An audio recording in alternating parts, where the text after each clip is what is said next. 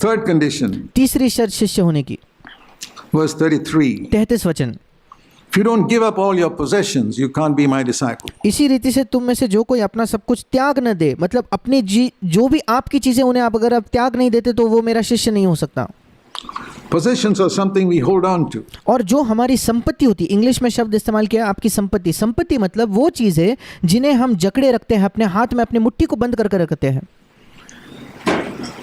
And we have a tremendous tendency to possess. और हमारे अंदर एक बहुत ज्यादा एक तीव्र लालसा है कि हम चीजों को जकड़ कर कस कर पकड़ना चाहते हैं। Have you tried putting your little finger into a baby's hand? क्या आपने कभी एक छोटे शिशु, छोटे बच्चे के मुट्ठी में अपने उंगली को रखकर देखा है क्या? Little baby. एक छोटा सा बच्चा, It'll grasp it. वो तुरंत उसे जकड़ लेगा, पकड़ लेगा। It's got that nature. वो स्वभाव है उसका। You try that with any baby. आप किसी भी बच्चे के साथ वो करके देखिए, छोटे शिशु के Put a साथ। little finger there, it'll grasp it. एक उंगली वहां रखिए उसके मुट्ठी में, वो तुरंत उसे पकड़ लेगा। And their grasping nature never goes. और वो जो जकड़ने वाली, कस कर पकड़ने वाली जो स्वभाव है वो कभी नहीं जाता। We want it, we want it, we grasp, we हम don't. वो चाहते हैं, हम उसे पकड़ कर कस कर पकड़ना चाहते हैं। Jesus says, open your palm. यीशु ने कहा अपनी मुट्ठी खोल दो, Don't grasp things. उसे पकड़े हुए मत रखो, उन चीजों को पकड़े हुए मत रखो। Yes, keep the car in your name. हाँ, आपकी गाड़ी आपके ही नाम पर होगी, आपकी कार आपके ही नाम पर होगी, But don't hang on to it and say, पर उसे कस कर मत पकड़ो। Lord, it's yours. कहिए प्रभु ये आपकी है, The house is in your name, आपका घर आप ही के नाम से है। in the records of the state. जब आप उसका जो लेखा होता है वो आप ही के नाम पर होगा, रिकॉर्ड के अंदर आप ही के नाम पर है। But don't say it's mine. It's पर आप उस रवैये को ना रखें कि ये मेरा the है, Lord's. ये प्रभु का है। Let the Lord use it for whatever He wants. प्रभु जिस चीज के लिए चाहे उसका इस्तेमाल कर सकता Keep it in है, the open palm. उसे खुले हाथ में रखिए। Everything you own, your money, your bank account, जो कुछ भी आपका है, आपका पैसा होगा, आपका बैंक खाता your होगा, stocks and shares and आपके जो स्टॉक मार्केट में शेयर्स है, everything, keep it in an open palm. सारी चीजें एक खुले हाथ में रखिए, बंद मुट्ठी नहीं बल्कि खुले हाथ में रखिए। And say, Lord, don't let me love it. और कहिए कि प्रभु मैं इससे प्रेम नहीं करना चाहता। I'll tell you why. मैं आपको बताता हूँ क्यों। Turn the page, please. Just one page. To Luke 16. केवल एक पन्ना आगे मुड़कर देखिए, लूका उसका 16वां अध्याय, Verse 13. लूका 16 उसका 13 वचन। Here's another verse which you'll almost never hear preached in any church. यहाँ एक और वचन है, शायद आप अपने किसी भी कलीसिया में इस पर प्रचार आप नहीं सुनोगे। There are two masters. Go to any church and ask people, who are the two masters? They'll all say God and Satan. यहाँ लिखा है कि दो स्वामी हैं इस संसार में। किसी भी कलीसिया में जाकर पूछिए कि ये दो स्वामी कौन है, वो तुरंत कहेंगे एक है परमेश्वर, एक है शैतान। Perhaps some of you here also say God and Satan. शायद यहाँ बैठे लोगों में से आप भी कुछ कहोगे कि हाँ दो स्वामी है, एक परमेश्वर एक शैतान है। But Jesus says it's God and money. पर देखिए यीशु मसीह कहता है ये दो स्वामी है, परमेश्वर और पैसा। No servant can serve two masters. He's not यीशु कहता है कोई दास दो स्वामियों की सेवा नहीं कर सकता। talking about God and Satan. No. यहाँ यीशु मसीह परमेश्वर और शैतान की बात नहीं कर रहा, नहीं। Oh.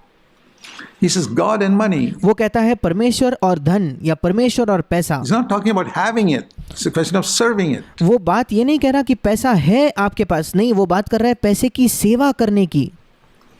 No servant can serve two masters. कोई भी दास दो स्वामियों की सेवा नहीं कर सकता। And then he says at the end that these two masters are God and wealth. और उसी वचन के अंत में लिखता है कि ये दो स्वामी हैं, परमेश्वर और धन, God and money. परमेश्वर और पैसा। Okay, now put God and money into that verse अब उसी वचन को परमेश्वर और पैसा इन दो शब्दों को वहां रख के पढ़िए and see how it sounds. और देखिए कि ये वचन कैसे सुनाई पड़ता है। अब This is how I read it. मैंने इस वचन को इस प्रकार से मैं इसे पढ़ता हूँ, Either he will hate God and love money, क्योंकि वो तो परमेश्वर से बैर रखेगा और पैसे से प्रेम रखेगा, or love God and hate money. या परमेश्वर से प्रेम रखेगा और पैसे को तुच्छ जानेगा, पैसे से बैर करेगा। That's the first statement. ये पहला कथन है। Am I saying it wrong? क्या मैं इसे गलत पढ़ रहा हूँ क्या? Absolutely correctly. बिल्कुल सही तरीके से पढ़ रहा हूँ। Again, hate means what? I told you earlier. like the light of the stars and the light of the sun. Hate फिर एक बार बैर रखने का क्या मतलब है? सूरज की रोशनी और तारों की रोशनी के समान। doesn't mean I throw it in the garbage bin. उससे पैसे से बैर रखने का ये मतलब नहीं कि मैं पैसे कूड़ेदान में डाल देता हूँ। I don't believe you should ever treat money as fit for the garbage. It's very valuable. मैं कभी विश्वास नहीं करता कि आपको पैसे को कूड़े में फेंकना है, वो बहुमूल्य चीज़ है। But think of the illustration of the stars and the sun. पर फिर एक बार उस उदाहरण को याद कीजिए जो मैंने कहा, तारों का उदाहरण और सूरज का उदाहरण। You hate money like you hate your father. आप पैसे से वैसे ही बैर करते हो जैसे अपने पिता से बैर करते You हो। hate money like you hate your wife. आप पैसे से वैसा ही बैर करते हो जैसे अपने पत्नी से करते हो। The light of the sun is much brighter. सूरज की रोशनी ज़्यादा अधिक ज्योतिर्मय है। Christ is supreme. मसीह सर्वश्रेष्ठ है। So many Christians have a question of should I pay my taxes properly? कई मसीहों के हृदय में एक सवाल होता है कि क्या मुझे अपना कर, अपना जो टैक्स है वो सही से भरना चाहिए या नहीं। You won't have that question if the sun is shining. अगर सूरज की रोशनी चमक रही है तो आपके हृदय में ये प्रश्न नहीं होगा। You won't have a question should I pay back that which I've cheated? आपके हृदय में ये सवाल ही नहीं होगा कि जो मैंने धोखे से कमाया है उसे मैं वापस करूं या नहीं। You'll gladly pay back. आप खुशी खुशी उसे लौटा दोगे। When the Bible says, owe no man anything, जब बाइबल कहती है किसी भी मामले में किसी के कर्जदार न you'll बनो, make sure that every debt is repaid, like Zacchaeus. आप तुरंत तय कर लोगे कि हर एक कर्जा आप चुकाना चाहते हो, जक्कई की तरह। He had stolen money from people. जक्कई ने लोगों से पैसा चुराया था। Why did he give back 4 times? क्यों उसने 4 गुना लौटाया पैसा? If he was the cool, calculating type of tax collector that most other tax collectors are like, he would have said, well, I'll add 10% or 20% interest and give it. No. अगर वो केवल बहुत ही चालाक और धूर्त होता, दूसरे चुंगी लेने वालों की तरह, वो कहता कि अच्छा मैंने इतना पैसा लिया है, मैं उसमें 10 या 20% जोड़कर उसे लौटा देता हूँ। He said 4 times, I've cheated those guys and I've treated them badly. उसने कहा मैं 4 गुना लौटा दूंगा, मैंने उन लोगों से पैसा चुराया है, मैंने उनसे दुर्व्यवहार किया है। Let me give back 4 times. Let the guy be happy. मैं 4 गुना लौटाना चाहता हूँ, वो सामने वाला व्यक्ति खुश हो। What an attitude. क्या ही अद्भुत रवैया है। You know what Jesus said at the end of that? क्या आप जानते हो उसके अंत में यीशु मसीह ने क्या कहा? In Luke 19, लूका 19 में he said, salvation has come to this house उसने कहा कि इस घर में उद्धार आ चुका है because he's son of Abraham. क्योंकि अब ये अब्राहम का पुत्र है। Why did he call him a son of Abraham? क्यों यीशु मसीह ने उसे अब्राहम का पुत्र कहा? Because when the king of Sodom told Abraham in Genesis 14, take all this, you won the battle, it's yours, and Abraham said, I won't even take a shoelace from you. क्योंकि जब सदोम के राजा ने Abram से उत्पत्ति के 14 अध्याय में कहा कि ये सारी वस्तुएं तू रख ले क्योंकि तूने लड़ाई में इन सब चीज़ों को जीता है, तो अब्राम ने सदोम के राजा से कहा मैं इसमें से कुछ नहीं लूँगा, एक जूती का बंधन, हिंदी में लिखा है जैसे इंग्लिश में शूलेस, एक जूते का लेस भी मैं तुझसे नहीं लूँगा। I don't even want a shoelace from you. मैं तुझसे एक जूते का लेस भी नहीं चाहता। The possessor of heaven and earth is my God. That's the word he used. और अब्राहम ने जो शब्द इस्तेमाल किया वो ये है कि आकाश और पृथ्वी का अधिकारी मेरा परमेश्वर है। That's what Mephibosheth taught him. क्योंकि मलकीसदेक ने अब्राहम को ये सिखाया था। And Jesus said, this guy, Zacchaeus, is a true son of Abraham. और फिर यीशु मसीह कहता है ये व्यक्ति जक्कई जो है अब्राहम का सच्चा पुत्र है। He doesn't even want a shoelace from somebody. वो किसी का एक जूते का लेस भी नहीं, जूते का बंधन भी नहीं Give चाहता, back. वो शूलेस को भी लौटाना चाहता है। Back what I took wrongfully. जो मैंने गलत तरीके से छीना है मैं उसे लौटा दूंगा। He will love God so much that he will never be in debt. वो परमेश्वर से इतना प्रेम करेगा कि वो कभी कर्जदार नहीं बनेगा, कभी कर्जा लेकर नहीं रखेगा। When he has little, he will live with little. जब उसके पास कम होगा तो वो कम में गुजारा करेगा अपना। Remember, my wife and I, we struggled a lot because I had given up all my money when I मुझे याद है कि मेरे पत्नी और मैंने शुरुआती दिनों में बहुत संघर्ष किया, came to serve the Lord, and क्योंकि जब मैं प्रभु की सेवकाई करने आया तो मैंने अपना सारा पैसा दे दिया था। we decided never to ask anybody for a cent, और हमने तय किया कि हम किसी से एक पैसा भी नहीं never मांगेंगे। to send out a prayer letter in my हम कभी, मेरे जीवन में मैंने किसी प्रार्थना का एक निवेदन पत्र नहीं भेजा है लोगों को। whole life. And so we struggled. और इसलिए हमने बड़ा संघर्ष We किया। struggled financially for years. हमने कई वर्षों तक आर्थिक बहुत ज्यादा संघर्ष को देखा। Our children know that when they were हमारे बच्चे ये जानते हैं growing up in the early days. जब वे बड़े हो रहे थे शुरुआती दिनों में। But do we regret it? No. पर आज हमें उस चीज का पछतावा है क्या? बिल्कुल We नहीं। had the presence of the Lord with us. हमारे साथ परमेश्वर की उपस्थिति थी। Even if we didn't have much money, हमारे पास ज्यादा पैसा नहीं था, फिर भी it didn't matter. हमें कोई फर्क नहीं पड़ता था। And throughout all our life, और हमारे जीवन भर में, all these 60 years, I've never borrowed 1 cent from anyone. It's in not 60 वर्षों में मैंने किसी से एक पैसा भी उधार नहीं लिया है। because I had plenty, ये नहीं क्योंकि मेरे पास बहुत था इसलिए, because we learned to live with little. क्योंकि हम थोड़े के साथ गुजारा करना हमने सीख लिया था। I used to think of Jesus. How much money do you think he had in a carpenter?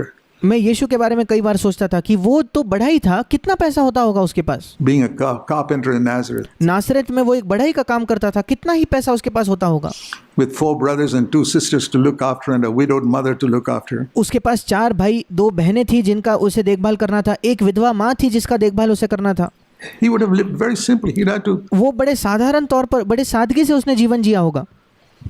you know, tighten his belt, as they say. और जैसे हम कहते हैं कि उसे अपना हाथ मानो बंद करके वो आसानी से खर्च नहीं कर सकता था, जैसे हम कहते हैं, And cut corners and, reduce his income, और उसे अपना खर्चा बहुत सोच समझकर, बहुत कम खर्च करके उसे गुजारा करना पड़ता होगा। reduce his expenditure rather. उसका खर्चा बहुत कम रहता होगा। And Jesus would never have got into debt, और यीशु कभी किसी से उसने उधार नहीं लिया होगा, even though he was poor. इसके बावजूद कि वो गरीब था। The other thing, दूसरी बात, he will be devoted to one, verse 13, and despise the other. और यही लूका 16 के 13 वचन को मैं उसका दूसरा भाग में पढ़ता हूँ। एक से मिला रहेगा, इंग्लिश में लिखा है एक से लगाव या उसका प्रेम रहेगा और दूसरे को तुच्छ जानेगा। He'll be devoted to God and despise money. वो या तो परमेश्वर के प्रति लगाव रखेगा और पैसे को तुच्छ जानेगा। I say, Lord, help me like that. मैं कहता हूँ प्रभु तू मेरी ऐसी सहायता कर। That means I'll be devoted to God so much that if there's a money factor involved, I'll say, no, that's not important. इसका मतलब मैं परमेश्वर से ऐसा लगाव रखूंगा कि अगर कहीं पैसे का मामला है मैं कहूँगा कि नहीं प्रभु, वो मेरे लिए ज़्यादा मुख्य, ज़्यादा महत्वपूर्ण नहीं है। God must be supreme. परमेश्वर मेरे जीवन में सर्वश्रेष्ठ होना चाहिए। Dear brothers and sisters, मेरे प्रिय भाई और बहनों, in a nutshell, I've told you what the 3 conditions of discipleship are. मैंने आपको संक्षिप्त में बताया है कि शिष्य होने की 3 शर्तें क्या है। I urge you to meditate on them. मैं आपसे विनती करता हूँ कि आप इन शर्तों पर मनन कीजिए। What will be the result? इसका परिणाम क्या होगा? Be a disciple, make others disciples. एक शिष्य आप होंगे, दूसरों को शिष्य बनाओगे। The Lord says, lo, I will be with you always. और प्रभु कहता है मैं सर्वदा तुम्हारे संग रहूंगा। 24/7. 24 घंटे 7 दिन। Many problems we have will be solved. हमारे कई समस्याएं जो है उसका हल हो जाएगा। Anxieties will disappear. हमारे जीवन से चिंता चले जाएगी। Healings will come. चंगाई हो जाएगी। Miracles will take place. चमत्कार होने लगेंगे। God bless you all. परमेश्वर आप सबको आशीष दे।